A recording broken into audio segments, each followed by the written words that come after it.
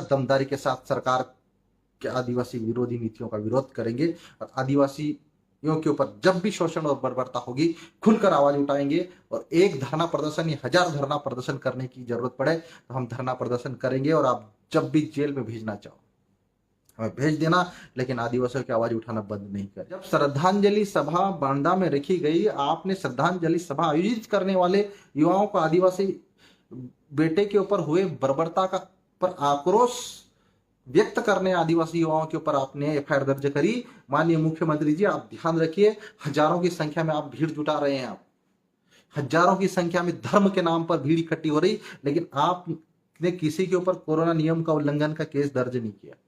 आपने 188 के तहत किसी के ऊपर 144 उल्लंघन करने का दर्ज नहीं किया, लेकिन सिर्फ आदिवासी समाज के युवाओं जो अपनी आवाज को उठाना चाहते हैं, अपनी आवाज बुलंद करना चाहते हैं, उनके ऊपर आपने केस दर्ज किया।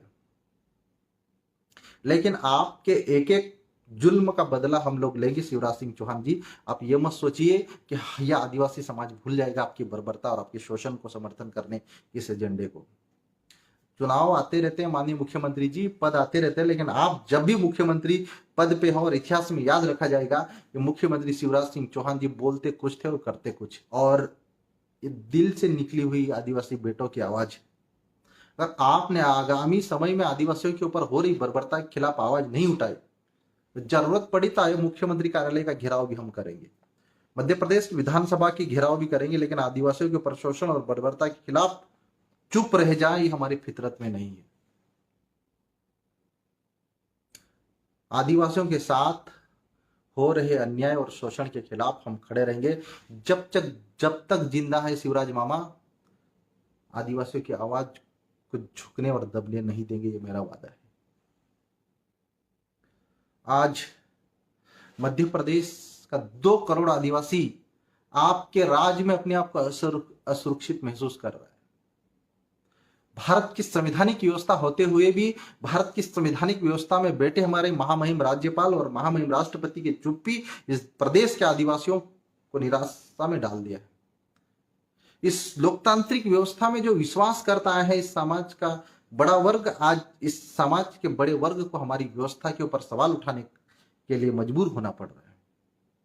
और इसीलिए क्योंकि आदिवासी समाज जो भोला भाला समाज, जो अंग्रेजों के 200 सालों के शासन में गुलाम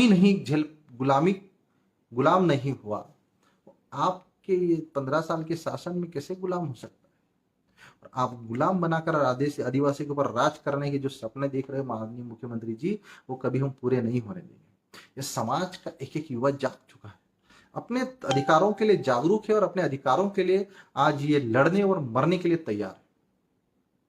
हम आज भी माननीय मुख्यमंत्री जी, आपको मैं हाथ जोड़कर कहना चाहता हूं कि हम इस लोकतांत्रिक व्यवस्था में विश्वास करने वाले लोग हैं। हम बंदूक से नहीं कलम से लड़ाई लड़ने वाले लोग हैं।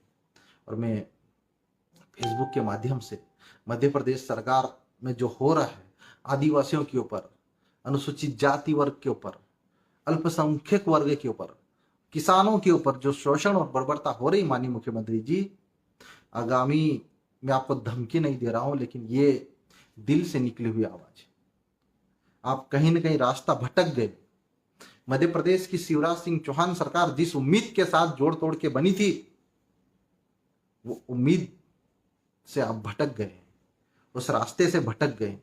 इस व्यवस्था को तहस नहस करके आपने जो नई सरकार बनाई है, लेकिन ये सरकार और आपके राज्य में जो आदिवासियों के ऊपर बर्बरता हमें किसी भी कीमत पे मंजूर नहीं।